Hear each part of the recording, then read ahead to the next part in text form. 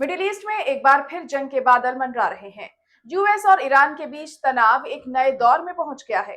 Hormuz strait में एक commercial ship पर ईरानी ड्रोन हमले के बाद यूएस ने ईरानी मिलिट्री बेस को निशाना बनाया, जिसके जवाब में ईरान ने इस इलाके में यूएस मिलिट्री बेस पर हमलों का दावा किया है। सबसे फिक्र की बात यह है कि बहरीन ने अपने देश पर ईरानी ड्रोन हमले की तस्दीक की है। रिपोर्ट्स के मुताबिक पिछले जुमेरात को हॉर्मुज स्ट्रेट में सिंगापुर के झंडे के नीचे उड़ रहे एक कमर्शियल कार्गो शिप को ईरानी ड्रोन ने निशाना बनाया था। ईरान का कहना है कि शिप ने उसके तय समुद्री रास्ते की खिलाफ वर्जी की थी। इस वाकये के बाद यूएस ने जुमे को ईरान के कई मिलिट्री ठिकानों पर हमले किए। यूएस की कार्रवाई में drone launching site, missile installation और रडार सिस्टम को निशाना बनाया गया। यूएस हमलों के कुछ घंटों बाद ईरान ने जवाबी कार्रवाई का ऐलान किया और दावा किया कि उसने इस इलाके में यूएस मिलिट्री बेस को निशाना बनाया है। बहरीन की वजारत खारजा के मुताबिक कई ईरानी ड्रोन्स ने मुल्क के एयरबेस में घुसने की कोशिश की, जिसे उसने शहरियों के सिक्योरिटी के लिए एक संगीन खतरा बताया।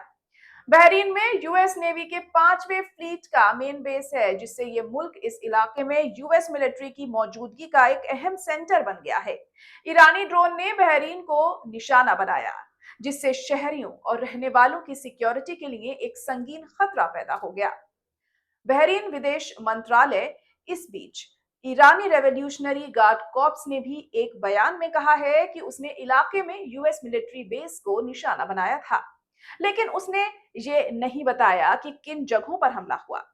एनालिस्ट्स के मुताबिक बहरीन पर हमला कोई इत्तेफाक नहीं है, क्योंकि बहरीन लंबे वक्त से ईरान की पॉलिसी की तंकीद करता रहा है और हाल ही में गल्फ कोऑपरेशन काउंसिल की मीटिंग में हॉर्मुज स्ट्रेट को पूरी तरह खुला रखने की हिमायत की थी। दूसरी तरफ ईरानी पार्लियामेंट की नेशनल सिक्योरिटी कमेटी के हेड इब्राहिम अजीजी का कहना है कि हॉर्मुज स्ट्रेट ईरान के कंट्रोल में है और वहां नाफिज कानूनों का एहतराम जरूरी है। उनके मुताबिक ईरान का एक्शन सीज फायर की खिलाफ वर्जी नहीं थी, बल्कि उसे एडमिनिस्ट्रेशन तरीके से लागू करना था।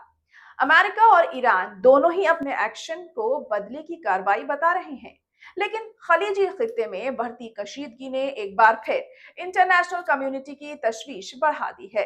एक्सपर्ट्स वार्निंग दे रहे हैं कि अगर हालात काबू में नहीं हो पाए तो इलाका एक बड़ी जंग की तरफ बढ़ सकता है।